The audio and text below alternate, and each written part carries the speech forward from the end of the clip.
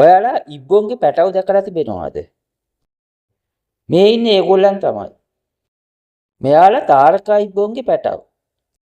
මේ තියෙන්නේ තාරකා ඉබ්බොන්ගේ බිත්තර සුදු පාටයි ඒවා. ඒවා අඟලක් විතර දිගයි. මෙයාලා බිත්තර දාන්නේ බිම වලක් හාරලා. බිත්තර දාලා වල පස් වලින් වහලා දානවා.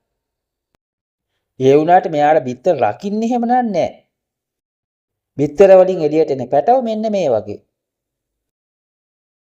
පැටවුන්ගේ බඩ පැත්ත තමයි මේ තියෙන්නේ. අලුත ඉපදෙන ඉබි පැටවුන්ගේ බඩ පැත්තේ මෙන්න මේ ආකාරයට බිත්තර කහමදයක් වගේ කොටසක් තිබෙනවා. ඒකට කියන්නේ යෝක් එක කියලා. ඒ යෝක් එකෙන් තමයි සතියක් විතර යනකම් ඉබි පැටවුන්ට පෝෂණය ලබා දෙන්නේ. ඒකේ තැම්පත් වෙලා තිබෙන පෝෂ්‍ය පදාර්ථ ක්‍රමක්‍රමයෙන් ඇඟට උරා ගන්නවා. එතකොට මේ යෝක් එක ක්‍රමක්‍රමයෙන් අඩු වෙලා නැති වෙලා යනවා. ඉබි පැටවුන්ගේ විශාලත්වය හිතා ගන්න පුළුවන් නේද ඔයාලට මේ අතත් එක්ක සංසන්දනය කරලා?